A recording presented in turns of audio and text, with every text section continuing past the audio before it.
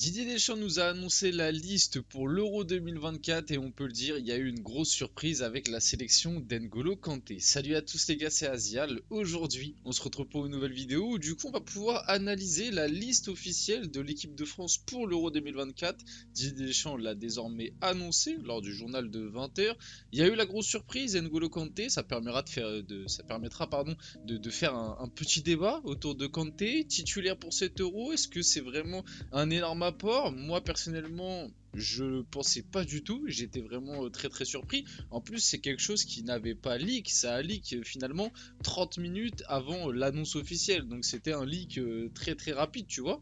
Et moi, Kanté, il était complètement sorti de l'équation, donc j'étais plutôt surpris. Bien évidemment, avant que la vidéo commence, n'hésitez pas à la liker, à commenter, à partager et à vous abonner. Ça fait toujours plaisir, ça aide pour le développement de la chaîne et on peut y aller dès maintenant. Donc commençons bien évidemment par la liste de Didier Deschamps.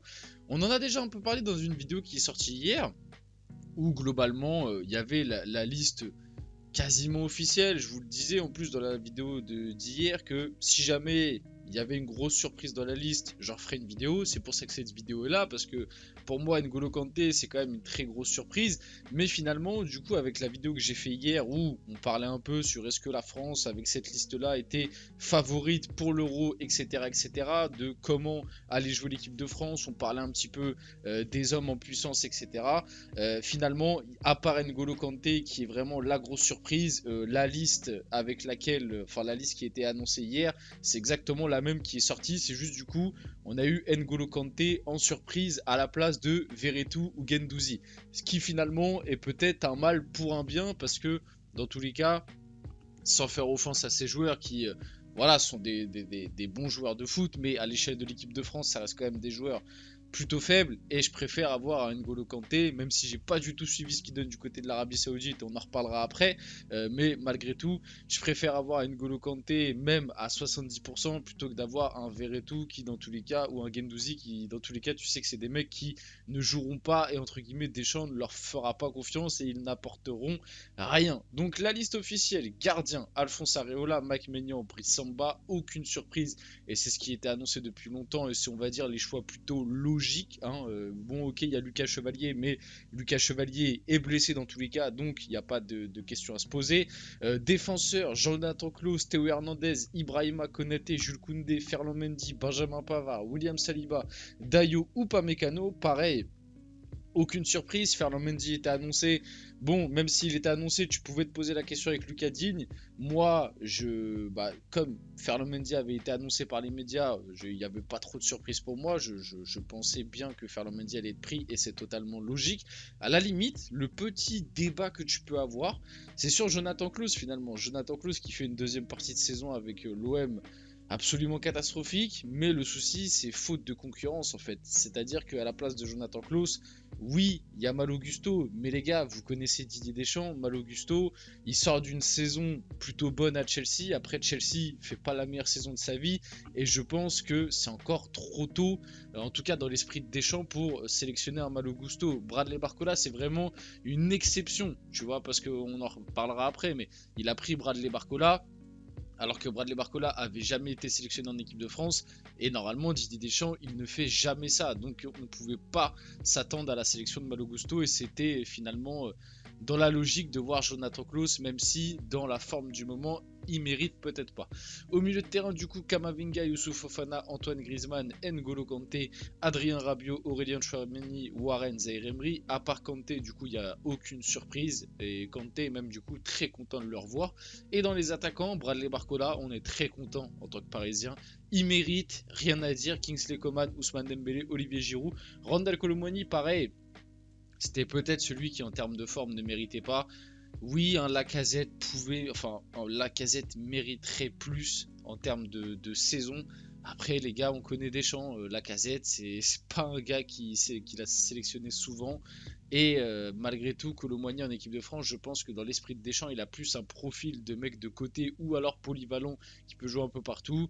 Et donc, c'est pour ça qu'il est peut-être priorisé à Lacazette. Kylian Mbappé et Marcus Thuram.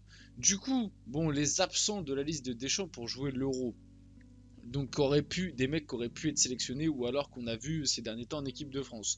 Donc comme je vous l'ai dit, Lucas Digne qui était en ballottage avec Ferland Mendy, mais Ferland Mendy pour moi mérite plus.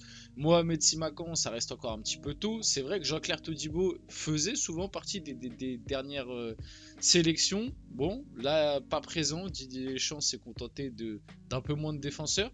Axel Disasi qui était là lors de la dernière Coupe du Monde. Après bon, à Chelsea c'est un peu plus compliqué. Malo Gusto comme je vous l'ai dit qui était en ballottage avec du coup Klose, même si bon dans l'esprit de Deschamps je pense que ça n'a jamais existé. Les Melou, bon en vrai lui je pense que malheureusement malgré sa saison stratosphérique c'était un petit peu pipé d'avance. Jordan Verretou et Matteo Guendouzi qui du coup ont été sacrifiés pour N'Golo Kanté. Christopher Nkunku, Deschamps en a parlé en interview, il a bien précisé que malheureusement avec la saison qu'il a faite et les blessures qu'il a eu à répétition c'était pas possible de compter sur lui pour cet Euro. Michael Olise, je n'y croyais pas, je sais qu'il y avait beaucoup de hype autour de Michael Olise, ça restait trop tôt, en plus il a quand même eu pas mal de pépins physiques aussi sur la saison. Certes là il est sur un run ces derniers mois assez impressionnant, mais ça reste encore très tôt. Moussa Diaby du coup qui a été sacrifié pour Bradley Barcola, Lacazette, Ben Yedder et Jean-Philippe Mateta qui sont des profils que pour l'instant Didier Deschamps les a pris à des moments, mais en tout cas ne leur a fait jamais grande confiance et Mateta n'a d'ailleurs même jamais été sélectionné il me semble. Donc voilà, donc officiel N'Golo Kanté de retour dans la liste des Bleus pour jouer l'Euro. Quelle surprise, 2 ans après sa dernière sélection. La dernière sélection de N'Golo Kanté c'était en juin 2022. Donc ça remonte, un grand plaisir. Donc maintenant on va quand même faire le petit débat et se poser la petite question. Est-ce que N'Golo Kanté sera titulaire pour l'Euro 2024 avec l'équipe de France? On peut se poser la question parce qu'il y a le petit astérix Aurélien Tchouaméni, parce qu'il y a le petit astérix de ces derniers temps, le milieu de terrain de l'équipe de France a quand même souvent pris l'eau contre des nations un petit peu supérieures. Je pense à l'Allemagne qui a été vraiment criant, ou Gundogan, je me rappelle, il avait mis une sacrée leçon de football à notre milieu de terrain, Florian Wirtz aussi. Bref, contre l'Allemagne au milieu de terrain, ça avait été très compliqué. Après, il manquait Griezmann, mais voilà. Donc, est-ce que Deschamps n'a pas fait finalement le bon choix en rappelant N'Golo Kanté? Je vais pas vous faire le mytho de service dans cette vidéo. J'ai pas regardé un seul match d'N'Golo Kanté depuis qu'il est en Arabie Saoudite. Ça, c'est une réalité. Maintenant, d'après les avis de ceux qui regardent les matchs d'Arabie Saoudite, N'Golo Kanté fait partie des meilleurs joueurs d'Arabie Saoudite. Et surtout, c'est quand même important de le préciser que cette saison, c'est quelqu'un qui n'a pas eu de blessure, qui a enchaîné quasiment tous les matchs 90 minutes et qui a un temps de jeu absolument énorme. Donc rien que pour ça, tu peux te dire que il arrivera sûrement en forme. Et dans tous les cas, même si on va se dire que l'Arabie Saoudite c'est un championnat avec moins de pressing, moins d'intensité, ça reste N'Golo Kanté. Ses qualités principales, c'est justement ce côté physique, pressing, etc. Donc même si il a un petit peu perdu par rapport à N'Golo Kanté Prime, par rapport à ces qualités-là, un N'Golo Kanté, comme je l'ai dit, à 70%, ça reste quand même un mec qui est meilleur que la plupart des milieux de terrain qu'on a en équipe de France en choix numéro 4-5, tu vois. Je préfère avoir N'Golo Kanté à 70% qu'un Verretou ou qu'un Guendouzi, malheureusement pour eux. Donc je pense que c'est pour ça que Deschamps lui a fait confiance, il n'avait jamais fermé la porte. Et sur la question de la titularisation, je pense vraiment que la question peut se poser. Et même tactiquement, je pense que ça pourrait être intéressant d'avoir N'Golo Kanté titulaire. Après, tout dépend de ce qu'il va montrer en match amical pendant les matchs amicaux avec l'équipe de France. Mais un double pivot Tchouaméni Kanté et pouvoir laisser un petit peu plus de liberté à Antoine Griezmann en numéro 10, je pense que c'est quelque chose qui peut vraiment trotter dans l'esprit de Deschamps. Et après, même si on le sait, Kanté c'est quelqu'un qui fait pas de vagues, ça reste quand même un gars emblématique de l'équipe de France. Je pense malgré tout que si Deschamps le prend, c'est pas pour le venir et le mettre sur le banc sur tous les matchs et lui donner 5 minutes en fin de match. Je pense qu'il a quand même une idée bien précise de ce qu'il compte faire avec lui. Peut-être pas en tant que titulaire, mais je pense que dans tous les cas, ce sera la première rotation au milieu de terrain, du coup devant un Zaïre Emery, un Fofana, etc.